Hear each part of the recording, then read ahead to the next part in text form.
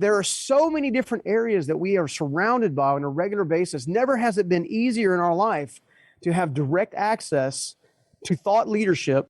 And if Steve was right, and I would dare say he was because he's changed my life radically so, that the secret to one's ultimate amplification and or success, no matter what that means to you, is simply nothing more than the way you think, because it controls the way you behave and the outcomes that you get. Then there's now a roadmap and there's no more excuses.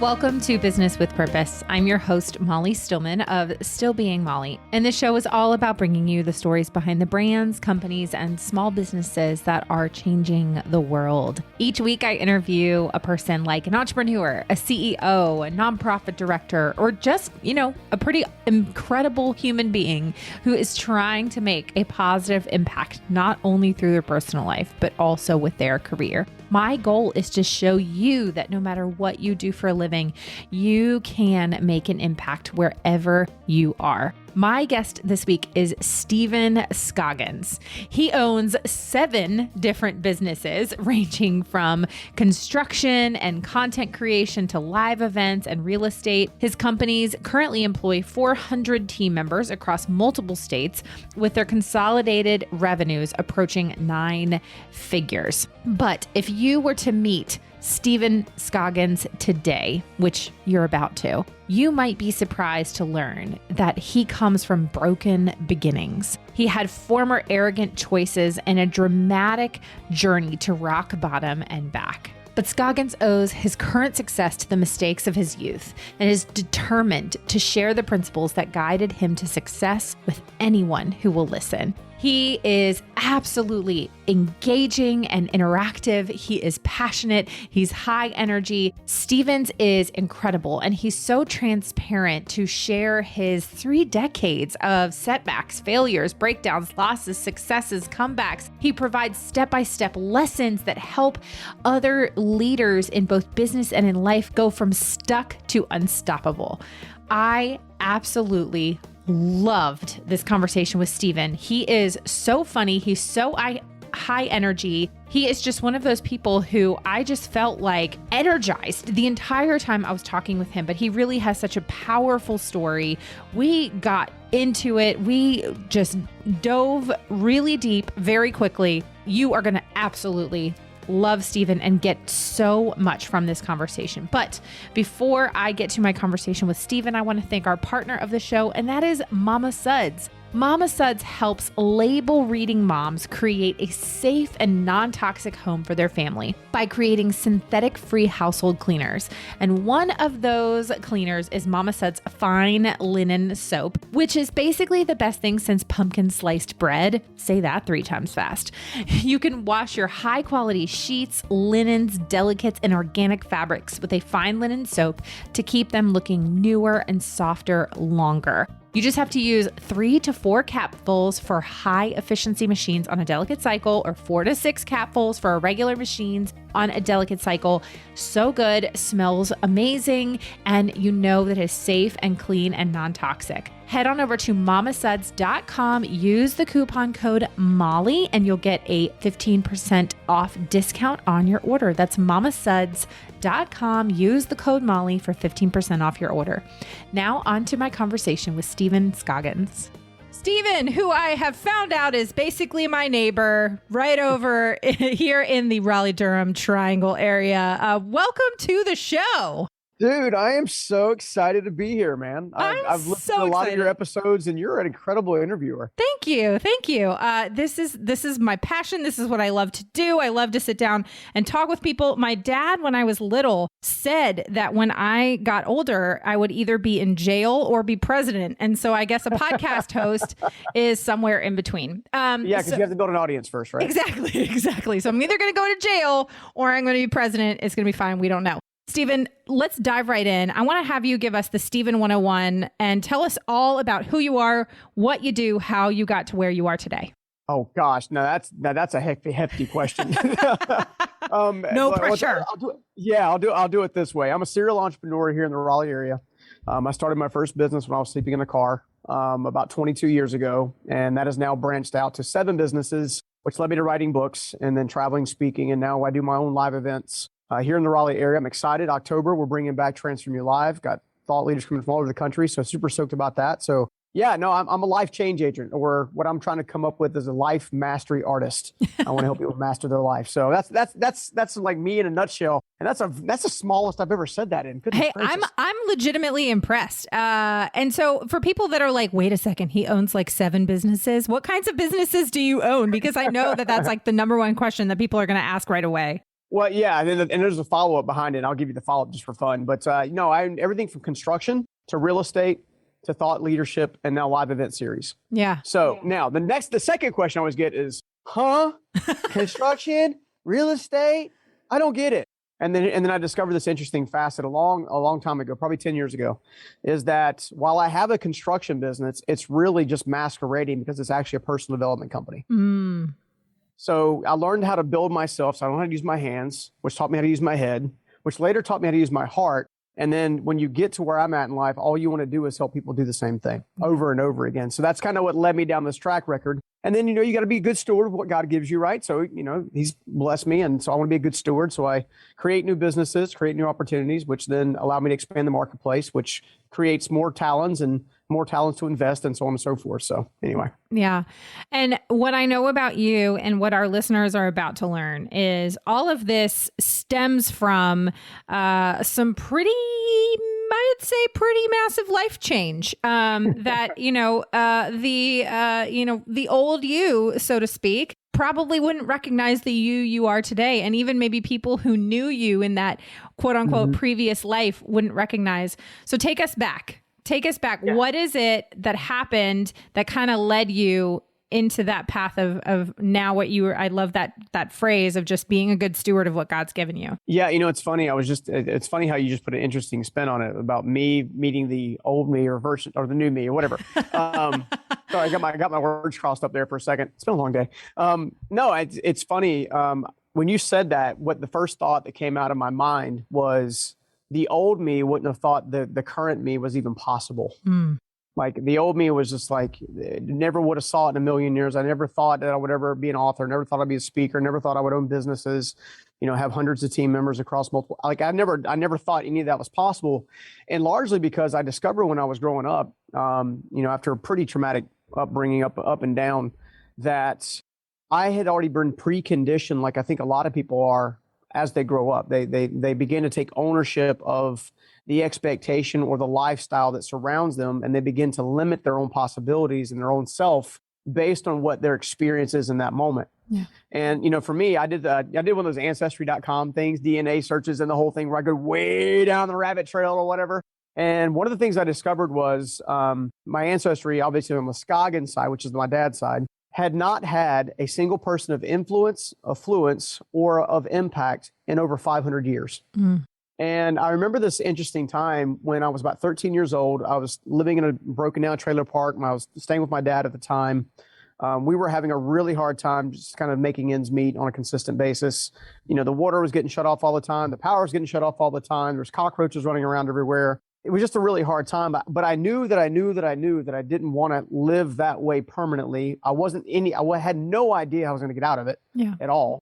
And I'll never forget this. I walked down to the park that's in this trailer park. It's a place called Cross Creek Mobile Home Park off of Pool Road. It still exists to this day. In fact, my dad still has a trailer in there. And I go down to the park and I kneel down under the stars for the first time. And I actually uttered these words, "God, please let me be the one to break the family curse." The crazy part was I had no idea why it was those words, nor why I knelt down. Like it was something that you people tell you all the time you feel led to do. This was like somebody who was not only leading me, but almost like sitting with me. And you would think at 13 years old that everything becomes amazing and, and life is rocking and money comes everywhere and relationships are awesome. And yeah, not so much. As it turns out, if you're going to become something more, you're going to have to face the very thing that you already are, which is the tricky part, because a lot of us don't want to look at who we are in order to become something more. And, from the time my grandmother passed away at 9 years old and learning to cook and clean and try to take care of her, my little brother, till my mom almost taking her life, to my father, then later, obviously struggling with alcohol all over the place. I didn't have a saving grace. It wasn't like my family wasn't trying really hard, because they were. They were working as hard and trying as hard as they possibly could. based on their current level of understanding. And I've since discovered that your understanding is directly connected to your level of expectation, right? So when you look at things as a whole, I get up at 13 years old, I'm going after it. By the time I was 17, I was forced to drop out of high school to help my dad pay the bills, get a family car and all this kind of stuff. And, you think that you think, okay, all right, fine, I'll just go to work and I can work at Golden Corral and Waste Industries and all these different companies along the way. And, I'd worked off and on in the construction industry from the time I was 11 all the way up till the time I was in my young teens or older teens. And along the way, I met this guy. His name was Steve Myrick Holmes. His family still owns land and all kinds of stuff even today. And for some reason, he took a liking to me. I was on my dad's framing crew at the time, growing up like 11, 12, 13. Pretty much if I wasn't at school, I was working, basically, is what it boiled down to. Yeah. And he pulled me down off this framing crew one time, put me in his Jeep Grand Cherokee, and he said, I got a question for you. And I'm like, dude, you ask me whatever you want. I'm enjoying the AC because it's hot outside, right? And he said, Stephen, what's the difference between a rich man and a poor man? And I didn't pause like I just did there. Instead, I just I was like, well, duh, of course it's money. You have money. My dad doesn't have money. You have money. He's like, absolutely not. It's the way they think. And if you're going to be a person of affluence and impact and influence, then you have to understand that there's a specific way to get there. Yes. And I have this term I've been using on stage recently that's kind of resonating in my soul, which is principles govern promises, right? We all want this life of freedom. We all want this life of affluence. We all want this life of purpose and meaning and significance and of this authenticity. But yet many of us aren't actually doing the right things at the right time to make those things a reality. Yeah. And the next question he asked me really stabbed me in the heart. He said, Stephen, do you want to learn to think like me, or do you want to continue thinking like your father? Now, here's what I didn't know at the time. I didn't know that my father had the same opportunity I had with him. Like, he tried to mentor him. In fact, he was very much a father figure. And, again, I wish I could tell you that one encounter started off my change, right? But it didn't. Instead, what it did was it opened the door for him to give me my first business, buy me everything that I needed to start the business. I'm, 19 years old or whatever. I think I'm hot stuff because within a year's time frame, I'm making more money than I ever thought I would make at 19 years old. And what happens when you've never been trained to handle money, when you've never been trained to carry a mantle, when you've never been trained to actually see the character? I blew every single penny of it. I betrayed even my younger brother. I just did stupid with zeros. And then because of my pride and my arrogance and my foolishness, God sent a brown-haired, brown-eyed girl to humble me and proceeded to get involved in a very, very damaging toxic relationship, largely because I was searching for my identity and all that kind of stuff that I didn't know I was doing. And ultimately left me almost $70,000, $80,000 in debt. And within a few short months after that, left me essentially homeless. And I stayed that way for a good little bit and then tried to go through this thinking that the military would help me out. And then, so I trained for another 6 months, got the best physical shape I've ever been in my entire life, only to get to MEPS and tell me I wasn't going anywhere, that I had scoliosis in my neck, and that they thought it was going to cause me problems, and that my GED wasn't good enough to qualify for the ASVAB score as it stands. And I'm sorry, but when you're on the street and when you're trying to figure out what's going on and you kind of see your only way out is to have for consistent food and shelter and pay as the military, and they take the rug out from under you, this will mean something to you just because we are neighbors. Howdy, neighbor. Yeah. Howdy. That's right. The bridge at 440 and Capitol Boulevard. Yeah. I found myself overlooking that bridge, kicked off my shoes. I was battling these voices of failure and all kinds of stuff. Really, like in the cartoon days, they have this thing where you the little devil, the little angel and the little devil. Yeah. But the crazy part is that's exactly what I felt like I was experiencing. The voice on my left, if you will, was talking about how I was always going to be a failure, how Scoggins don't get ahead, they get by, which is something my father used to say, how I was always going to be broken, trapped in a trailer park, all kinds of stuff. And why I should just give up. Meanwhile, this little whisper, if you will, on the right-hand shoulder is basically saying, no, that's not true. That's not true. And I pulled out a broken Nokia 5160 phone with a cracked screen that my grandmother got me as a prepaid deal. So when I got to boot camp, I was going to get that. And essentially started calling people to tell them goodbye. And the first phone call, no answer. Second phone call, the old modern day answering machine picked up. Third phone call, no answer. And pretty much every time I'd make a new phone call, the little voice on my left would get louder. See, I told you so. I told you so. kind of scenario, ultimately leading to kind of get ready to essentially take my life. And that's when I heard this little whisper, if you will, say, have you thought about Susan? Now, Susan was a high school girlfriend's mother that literally clothed me and fed me during my probably my sophomore and into my junior year because we couldn't, right? I have stitches in my hand that you can see, right? Because we're doing this on Zoom a little bit, at least some of this, and that she paid for. And her nickname was Mama Wama because her daughter would take so long to kind of get ready. So one afternoon she referred to me, she said, Stephen, you're so sweet as sugar. I'm going to call you Sugar Wooga. I said, well, that's fine. You're now Mama Wama. I know you grew up in the South. I can just tell. That's right. That's not Yes, something ma'am. Yankees do. Yes, ma'am. And it's funny when that little nudge came in, I picked up the phone and she answered the phone. And old cigarette raspy voice, Stephen, where you at? And it's funny with when you actually have someone that is a mother role model that is nurturing and empowering and encouraging. Yeah. And she had been trying to pour into me all she could, right? Mm-hmm. It takes a lot to break out of this poverty/lack mindset. Yo, big time. Big time. Yeah. Which is one of the reasons why that's what I've committed to do now in my life is to go out and set as many people free as possible. She knew in an instant I was in trouble. Like I barely had to say a single word. She went through this process where she was like, tell me where you're at. And I was like, no, I'm fine. I'm just want to tell you I love you. You're not fine. Right. She would scream at me. I'm coming to get you. And I'm like, no. And what the crazy part was is the world didn't know. I didn't even know it. There was only two people on the planet that I would have kept my word to, Steve Myrick and Susan Batson, because I had betrayed Steve Myrick, basically a year earlier. I was trying to keep my distance because of guilt and shame. Mm-hmm. And it was really interesting because after going back and forth for I don't know if it was 10 minutes or 10 hours, like it just was a blur. She said, promise me you'll call me tomorrow morning at 9 a.m. Promise me.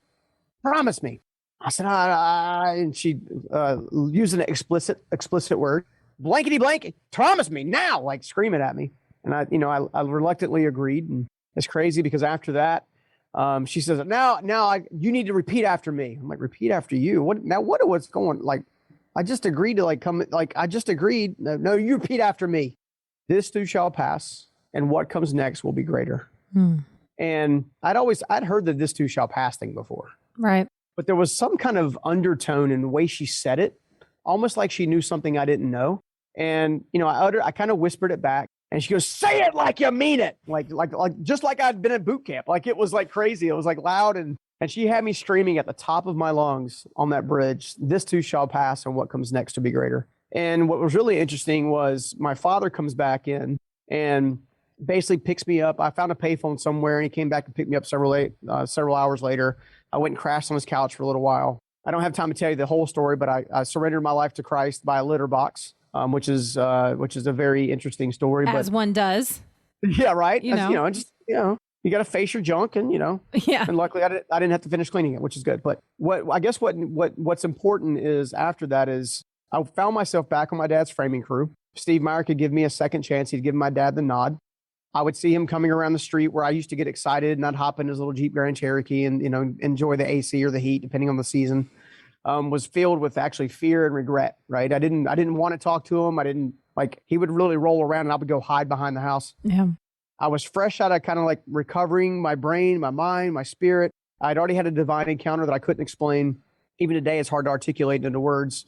I had surrendered myself to Christ by that time.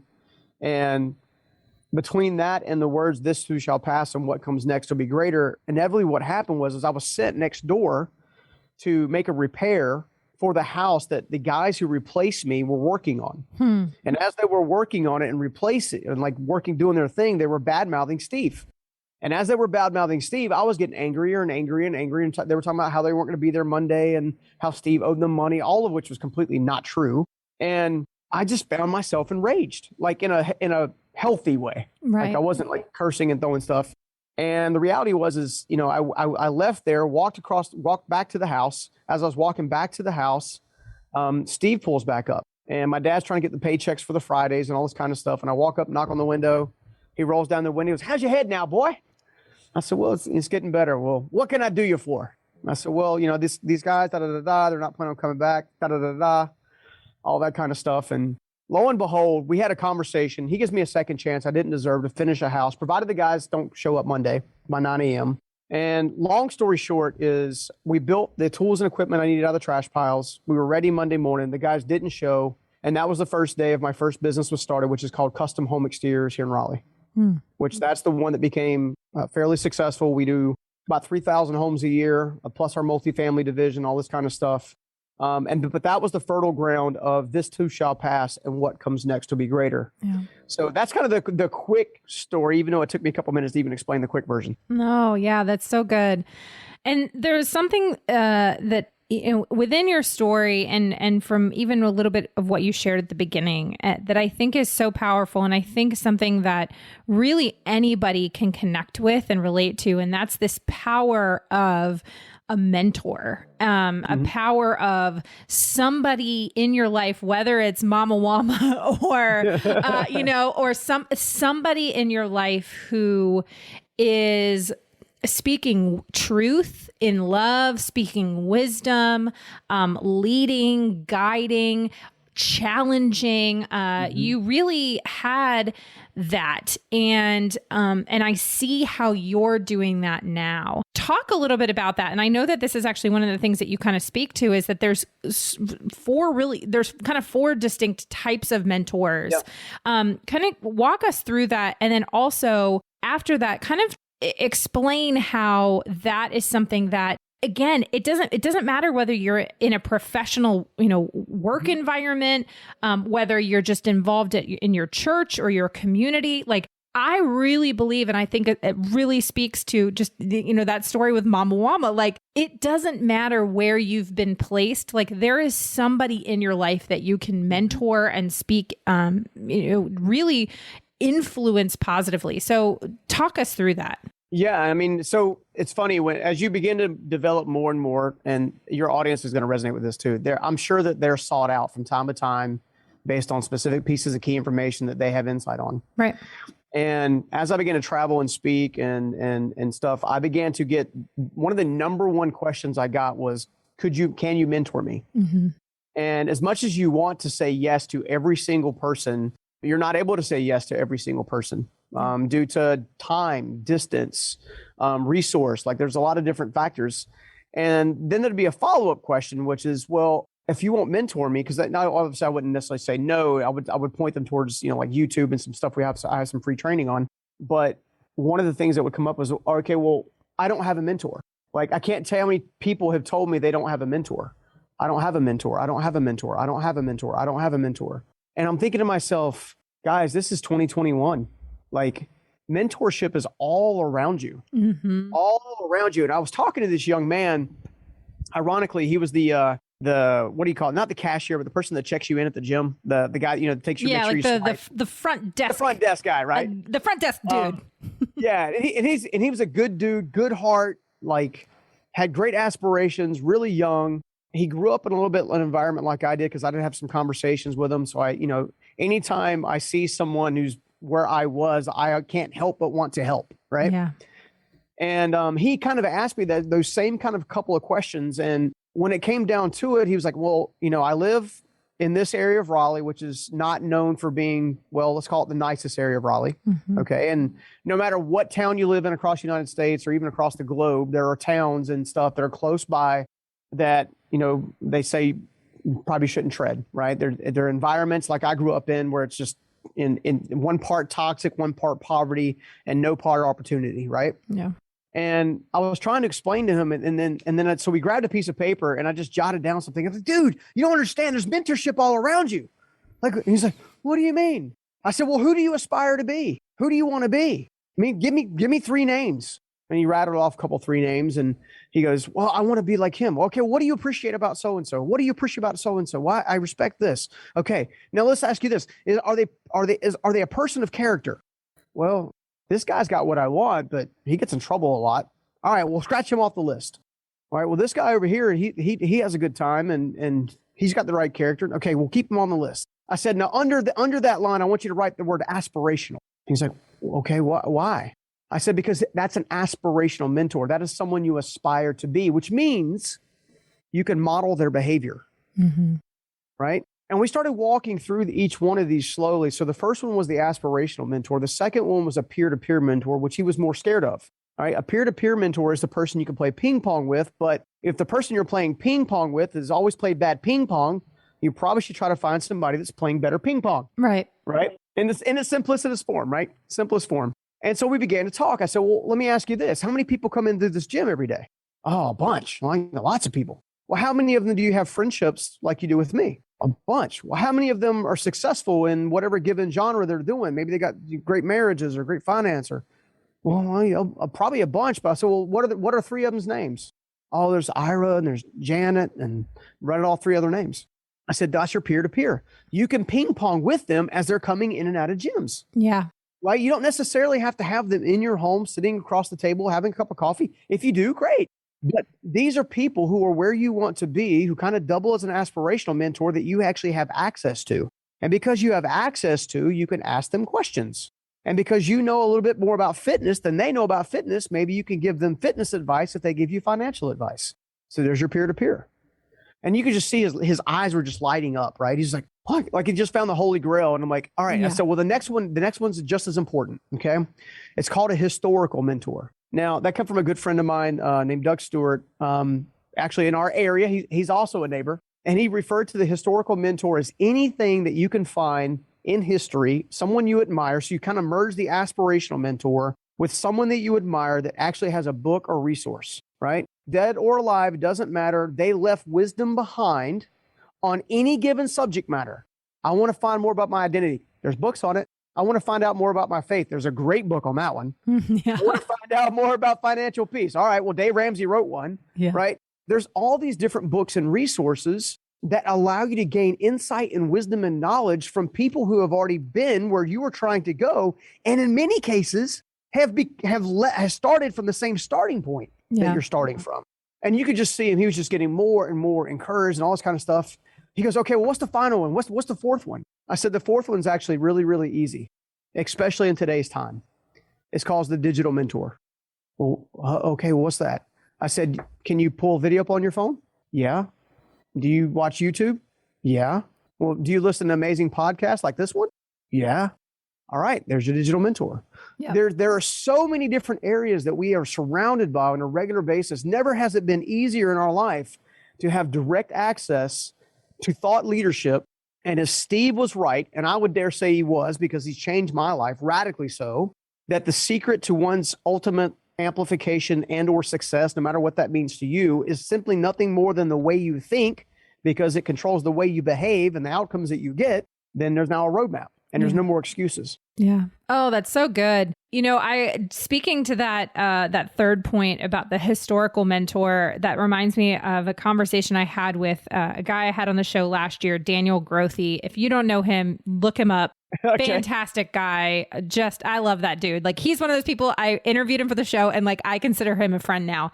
But he's a pastor at New Life Church out in Colorado. And wrote a book called Chasing Wisdom, and it was really a chronicalization. Is that a word? I don't know. I was an English. We can create words. This is your show. We're just making it up. I don't know. I was an English major in college. Like it's fine. Have it your way. It's fine. Chronicalization of his time, where he basically had this 10-year mentee-ship with Eugene Peterson, like the Eugene Peterson who translated the Message version of the Bible. And one of the things that Eugene said to him was, read the dead guys. Yeah. And and dead women.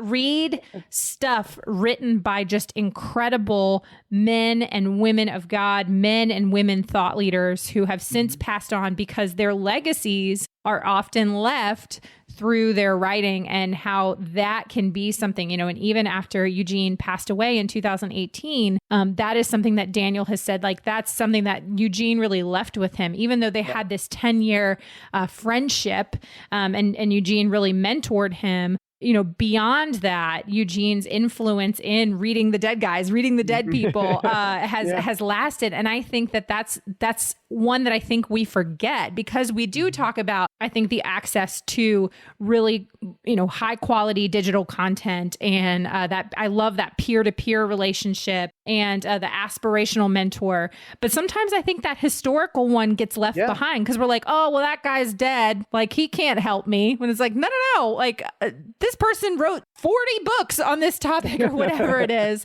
That's so powerful. And how you have taken that and like just in your conversation with this guy at the gym and how you're imparting that wisdom on him and how you even stated at the beginning how through running businesses like a construction business, which is a construction business, but air quotes, like really there's a whole lot deeper thing going on here. How vital that is in creating a culture of leadership and a culture of mentorship and a culture of in creating that environment that encourages people to grow and not get stuck.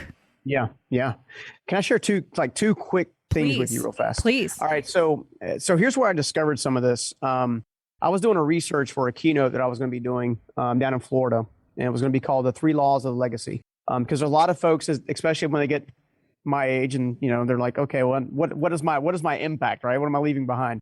And one of the things I discovered really quickly was there's a lot of talk about the top 1%, right? Yeah. Whether they're believers or not believers.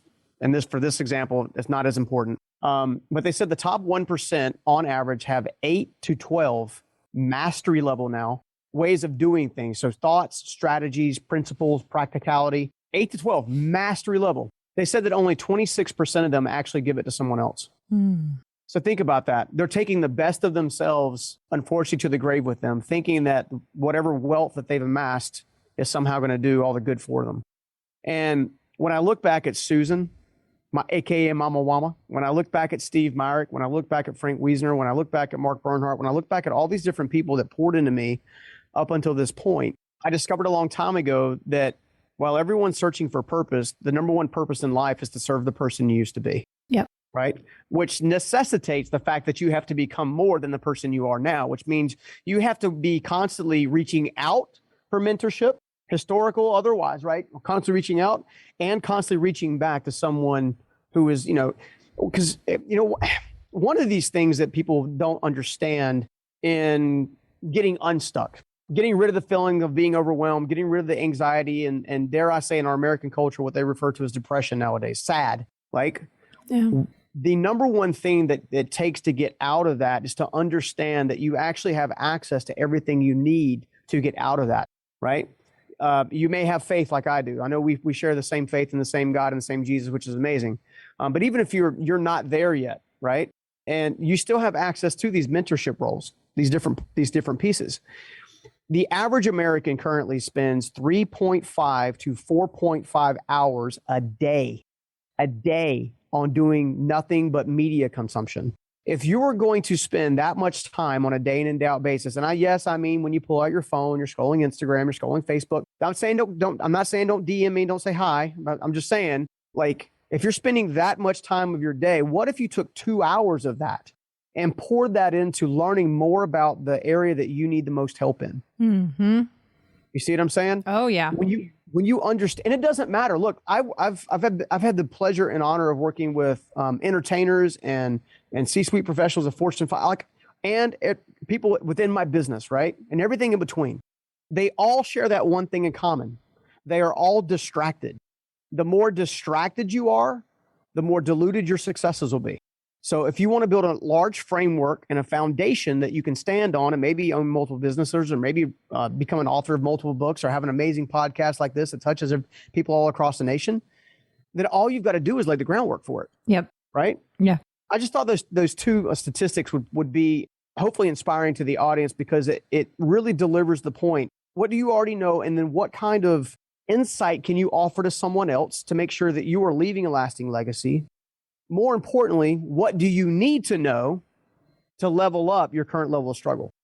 I think one of the things that I connected so much to in your story is I mean, there's quite a few pieces that I go, oh man, that's like basically my story. Oh yeah, yep. Did the same thing, squandered away a bunch of money and ended up tens of thousands of dollars in debt. Yep, check, woo. But your part of your story right now really speaks to, so my kind of life verse. Obviously, this is not my verse because it's in the Bible, but it's the verse that when I got saved to now has guided everything that I do. And that's 1 Peter 4:10, which is each of you should use whatever gift you have received to serve others as faithful stewards of God's grace in its various forms. And I literally, that is my barometer for every single thing that I do. And the thing that I try to drive home when I'm talking to anybody and is honestly the heartbeat of this podcast, even though my listeners know, like, this is, I don't categorize this as a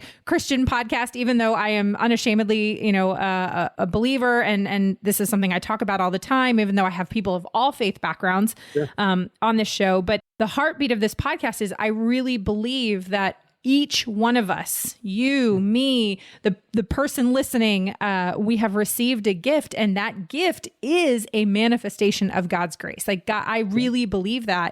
And it is our job to use that gift to serve others, to be a faithful steward of that grace that we've been given. And that when we are not using those gifts, when we are not using those experiences or those manifestations of God's grace to serve others, we're being selfish. Yeah.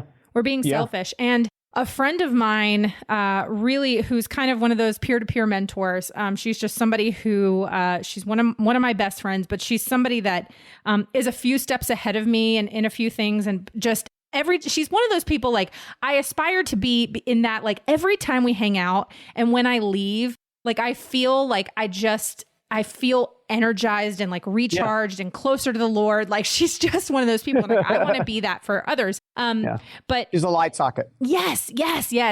But one of the things that she kind of spoke into me that I think is so relevant to what you were saying and just in general is, one of the things that I admittedly have struggled with in the last few years is this balance of like self-promotion and like, am I being prideful if I like, say that I'm good at something, or like, you know what I mean? Or like, it's a thing.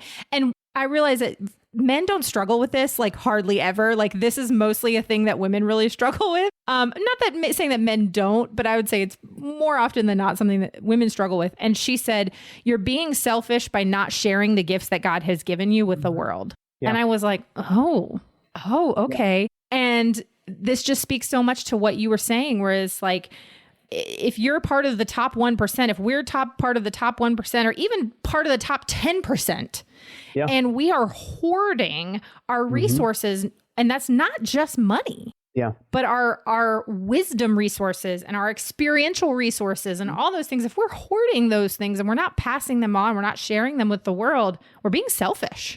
Yeah. Yeah.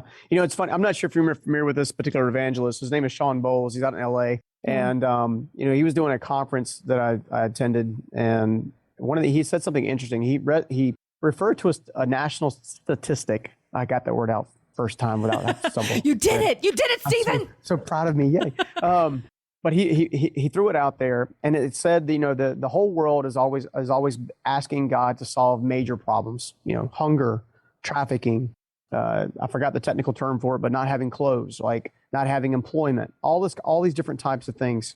And there was a study done that he referenced. And one of the things that came out of the study was that there's enough wealth in knowledge and resource to actually solve the very problems we're begging God to solve on a regular basis. Yep. Which blew my mind.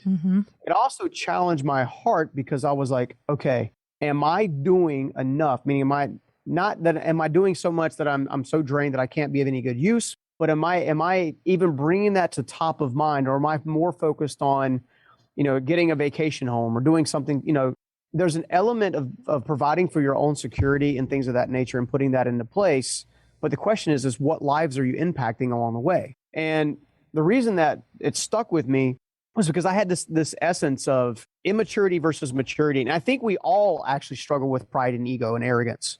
I know I have. Yeah. I know when I went from not having anything to all of a sudden have a lot of something, I thought I was the bomb and the bomb diggity and whatever. And God said, not so much, homie. Not so fast. Yeah, not so fast. It doesn't work like that. My focus is on me, not on you. Sorry, buddy.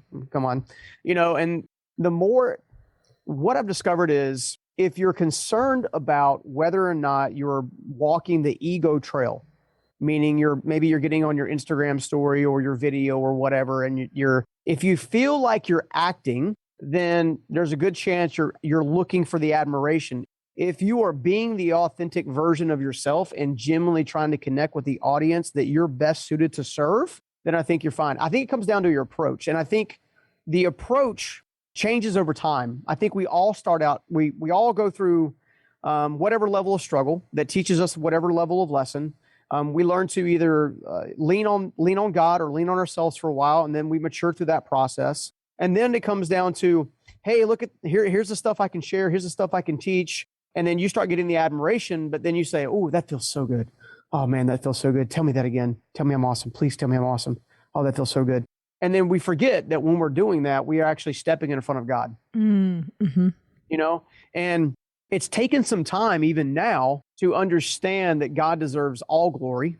Amen. It's not because he is not, if it were not for him, I would not be here, which means there would be no business success. There'd be no books and videos and whatever. And I have to remind myself in that one of the things that I do specifically, and I'm weird, right? I love God, so I'm weird, right? So I have this weird way, is when I go on stage, I'm always wearing white tennis shoes.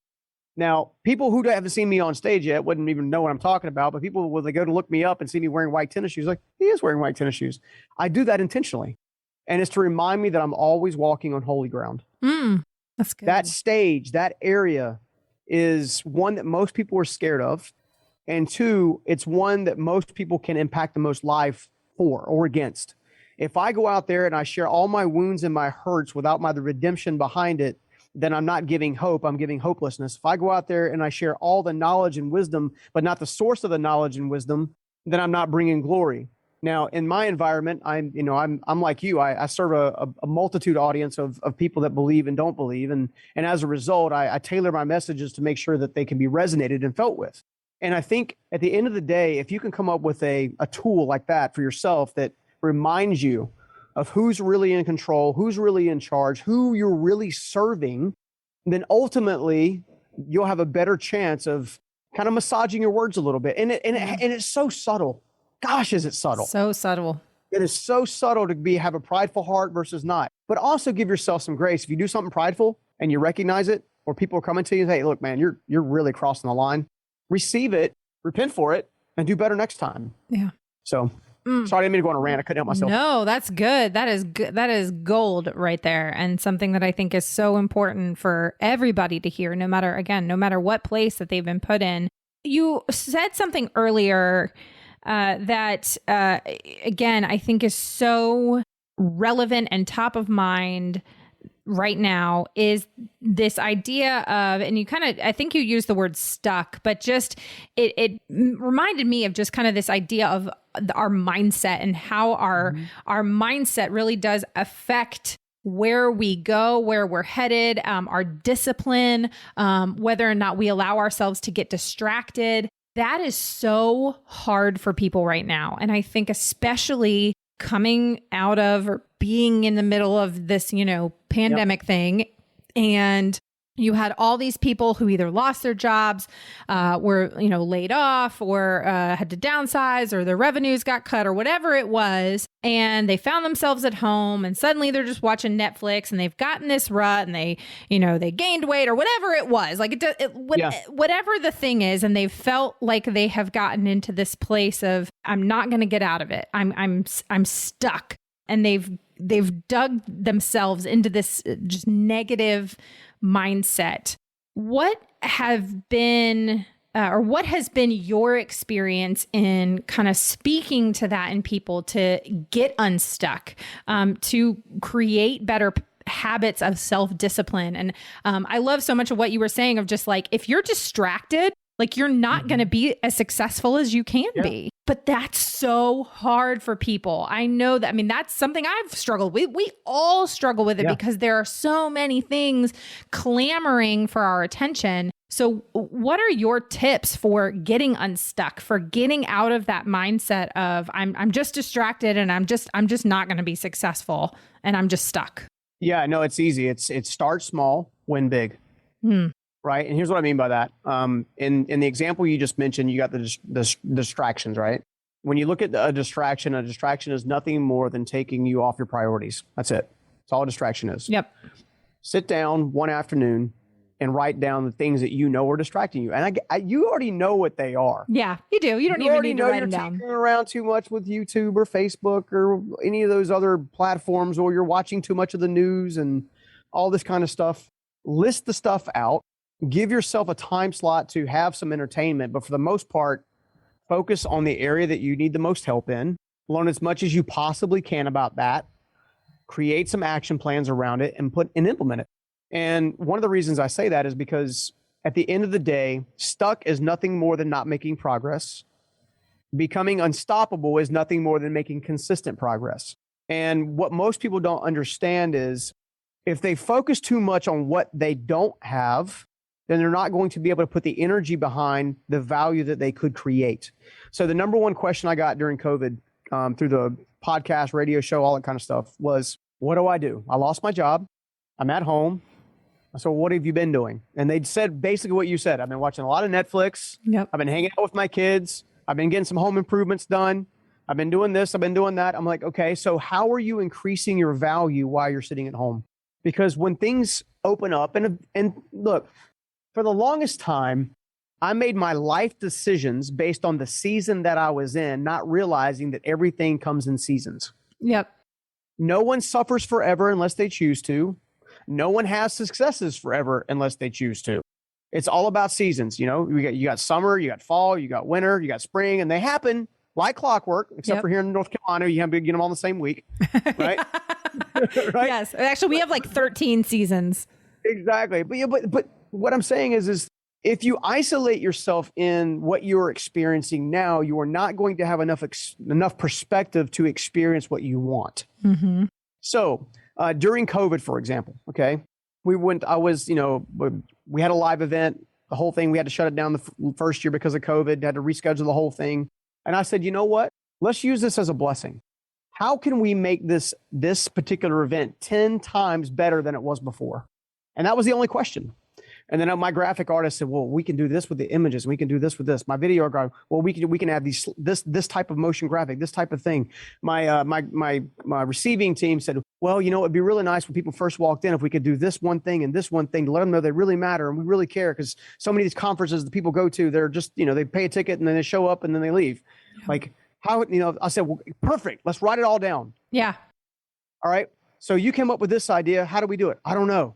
Okay, go find out. Come back. Okay, go find out. Come back. Go find out. You're losing the opportunity of the God-given brain that you have in your head to be creative about problem solving. In all of my years of business, 20 plus years now of running businesses, leading teams, trying to do a great job for the community, in all of my years, almost every single problem that had to been solved was not done so in a linear format. Every last one of them required creativity and leveling up. Every last one of them. And when you understand that, now you can say, okay, what am I doing right now that's holding me back? What am I doing right now that I could open up? What value could I add? If I'm in the financial profession, for example, right? And let's say I've been an accounting clerk for all this time. You know how many books there are on how to become a controller and a CFO? How many YouTube courses there are? Like you could straight up come out of COVID as an accounting clerk and walk in like, look, I'm willing to start at a level 1 controller position for a little less pay than you would normally have to pay a controller to show you that I know what I got. I know what I'm doing. Yeah. Right. And it's this perspective of leveling yourself up and creating your value. So if you're sitting at home right now, or maybe the world is still not opened up for you, or you're looking for a new way out, the number one question you should be asking yourself right now is, how can I increase my value to the marketplace? And if you can do that, you will begin to get the answers to the questions.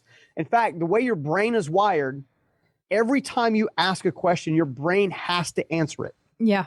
So if you say, why me? It's going to give you 10 reasons why I'm you. You say, how come this always happens to my aunt and me and my mom? Like, it's going to give you all the reasons. So why don't you just say, hey, brain, why don't we like work together instead of like work apart here? Like, why don't we help each other? Right? Hey, brain, how can I increase my value? What's my blind spot? What information do I need to fix that blind spot? And that's, at the end of the day, that's the essence of principles govern promises. Principles make decisions before you have to make a decision. So anyway, I can't help myself. I keep going on rants. No, it's so good. No, it's so good because I really think that is something that speaks to a major pain point of people right now. And I love that you just gave that quick exercise. And I challenge the listeners to do this today. Pause this podcast and do this exercise is to sit down and write what is distracting you. And again, you know exactly what's distracting you. But I think writing it down is a level of personal accountability. And then finding, I've kind of found in my own life is finding a couple people who will hold you accountable outside of yourself. Because if you're accountable only to yourself, you will rationalize and like talk your way out of things so quickly. I'm actually working on writing my first book, and the book proposal process has been one of the most like stressful, just because I overanalyze and I stress myself out and then I get distracted. And so at the beginning of the summer, I went to 3 people that I can trust. And I just said, I need you to hold me accountable and I need you to check in on me and ask me how I'm doing. And that's been a huge help to me along the way. And then I think too, is like finding, okay, so like once you sort of identify, okay, here are the, 4, 5, 17 things that are distracting me or whatever it is, especially like I'm a mom of young kids. So I have all of the distractions. I also have like 58 birds somewhere roaming my property right now between turkeys and ducks and guineas and chickens. So like I have many things that can take my attention. Is identifying within yourself, okay, well, if I know that I get distracted, well, maybe like when am I getting distracted? Is it later in the day? Is it earlier in the day? Like, what is it? And finding those times where, okay, well, maybe I don't get as distracted early on in the day. So taking that time to then say like, all right, well, maybe I need to be just starting work earlier in the day. Yeah. And knocking those things out on my to-do list earlier in the day when you're not as distracted. Yeah. I mean, at the end of the day, one of the things that I think everybody has to do is they have to understand what their sweet spot is. Yeah. Some people are more awake. They're more awake at night. Some people are more awake than the day. I'm an early start kind of guy. I'm up at 5 a.m., all that good stuff, and prayer and meditation. I tell you the one thing that I wouldn't have thought would be a big tactical way to try to fix the distraction problem, but it's worked really well, is a change of environment. Yeah. A change of environment. So what I mean by that is if my normal day consists of getting up, doing my prayer, going to the gym, working throughout the course of the day, and then, I want to have a little break time of the day to maybe have some creative time or something like that. Or even at the end of the day, doesn't matter. If I will actually move myself out of the environment in which I would normally be prone to pick up my phone, play with the text message, pick up my computer, watch some YouTube clips or watch Netflix or whatever, rather than going to the place where you would normally sit down and do that thing, get your Heineken up, your Heine, walk yourself into a different room, go into a closet, and sit there with a notepad and a pen. Yeah. I know it sounds crazy, but I think that's one of the reasons that the Bible talks about going to your prayer closet is because that solitude eliminates the distractions of the chickens and the guineas and all the other stuff, right? I know you can't probably run away from the kids because, kids get into trouble. Like I've got adult versions now, but it's still the same thing. Where can you go? How can you uproot part of your day now for nothing else than shock and awe value? Right. Like you're shocking your system. I want to go watch TV. Well, turn your butt back around, go to the back bedroom and grab a book. Yep. But it's going to be so uncomfortable for a while. The best thing in life are often at the end of uncomfortability. Yep. And every time. So get your butt up, go read 10 pages. You read 10 pages, you've done a great job. A month from now, 3 months from now, 6 months from now, maybe you're up to 100 pages. And what will happen is you will actually begin to crave the other thing rather than the dopamine hit that came from the original thing. Yeah, 100%. Because you're retraining those parts of your brain. Exactly. I mean, look, everything is a slow fade, right? When I was growing up, they hadn't even invented the internet yet. You know what I'm saying? Yep, We just barely got color TV. Yeah. Like, Yep. you know what I'm saying? So it's weird to see everything kind of happen in my lifetime. But one of the things that I'm trying to do above all is when in doubt, go back to basics. When in doubt, go back to basics. Go for a walk, talk to a friend, have a cup of coffee, pull out a notepad and a pen. My entire first book came out of my iPhone while I was on an elliptical, asking myself, what does it take to change the essence of a man? Because I didn't like who I was at the time, right? What does it take? What do I need to know? Who do I need to be connected with? And again, people get distracted thinking they have to be connected to the famous person that can teach them about X, Y, and Z. Yep.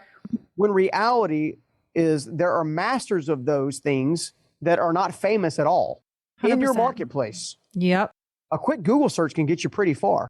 You see what I'm saying? So it comes down to intent. Are you honestly, intentionally going after leveling yourself up? Or are you honestly, intentionally going after your comfort level? Put yourself in an uncomfortable place for 12 months, 24 months. Watch to see how far you go. It'll blow your mind. It really will. Blow your mind. It will blow your mind. Oh man, Stephen, that's so good. Here we are, we're already at like almost an hour, and I'm like, oh man, I have like 87 more questions for you.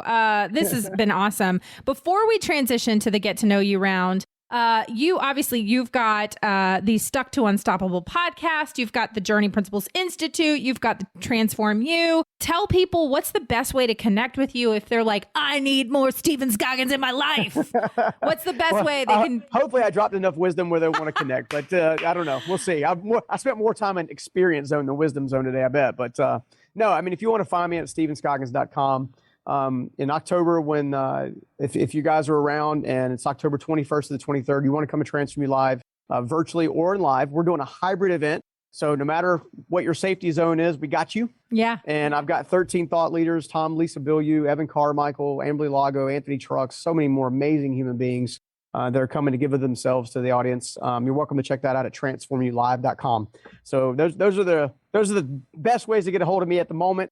You can always DM me on Instagram. I am still involved in checking my own messages at the moment. I do have some other folks helping with a few things, but I'm still doing it. I love it. I love it.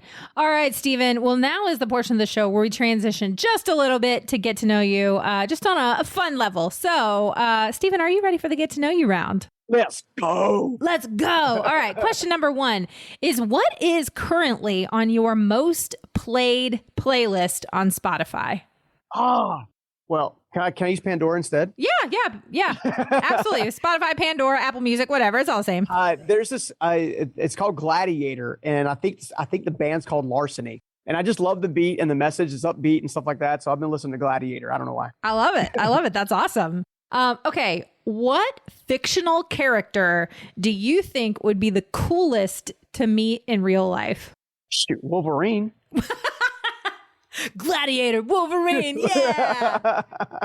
I got to have my big hairy sideburns and my really long nails. I love it that you did not even for a moment second guess that. You were just like, I know exactly the answer to this question. I'm just a little jealous that Wolverine, Hugh Jackman's version, was 6 foot something, but you know. I know, right? I know.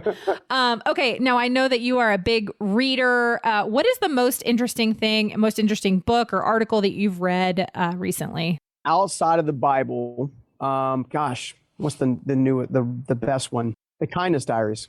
Oh, The Kindness Diaries. Yeah. Okay, tell us about that, because I haven't heard of it. So Leon Logothetis, you can find the Kindness Diaries actually on Netflix and a couple of the other streaming services. He had a ebook version of kind of like his learnings and stuff like that. And I may have the name of the title of the book wrong, but if you look up Leon Logothetis, you'll be able to find the resource I'm talking about. But it's pretty powerful. Oh man, that's awesome. That's awesome. All right. So in another life, let's say you're a professional athlete. What is the one song that is like playing when like you're being called up, like you're up to the plate? It's your hype song. What is it? Now I know you're listening to Gladiator a lot while you're working out, but is there like that one song that just stands out? This is how legends are made. Yes, that's a good one. Yeah, Sam Tins. He's going to be coming to the event. It's going to be awesome. Oh, that's awesome. Okay, what is something that is really important to you, but you don't get the chance to talk about it very much? What's really important to me, I don't get a chance to talk about it very much. I think the sincerity behind the heart behind what I'm trying to do. Like I don't get to try. I don't, when you do podcast interviews, stuff like that, a lot of times you're you're focused on delivering content the audience would value rather than actually necessarily being able to connect right away to the audience than what you want to serve. To showing them the hope is real and future is possible. Amen. Hope is real and people need it right now. I read a statistic, and actually our pastor was talking about this a couple weeks ago, is coming out of COVID, 40% of Americans surveyed are struggling with a mental health crisis right now. 40%. And of those, most stated that they wake up daily feeling senses of hopelessness. And that's just when you really sit and think about it, that 4 out of 10 people that you come into contact with, and I'd argue it's probably higher, feel hopeless. It's just a stark reminder that we are to be hope dealers. We are to be people who share that it doesn't matter what comes your way, there is hope. There's hope. That's right. And that's where we got to be transformation agents. Yes. All right. Then my last question, this is the question I ask all of my guests, and that is, Stephen, what does it mean to you to run a business with purpose? What it means to me is making sure that I'm creating purpose in other people. That's the short end of it. When you have a team and you can see them succeed in their area of what they're hoping to achieve, it's actually pretty powerful. Amen. Stephen, this has been a pleasure. Thank you for being here. Thank you for sharing your wisdom. Thank you for being so honest and just transparent. You're the man. Well, thank you so much for having me. I really appreciate it. Friend, I would love to know what you loved about this episode or something that you learned. Find me on social media. I'm at Still Being Molly or at Business with Purpose Podcast on Instagram and Facebook. And don't forget to use that hashtag Business with Purpose Podcast when you're sharing the show with a friend. Thanks so much for listening to this week's episode. If you are a first-time listener of the show, welcome.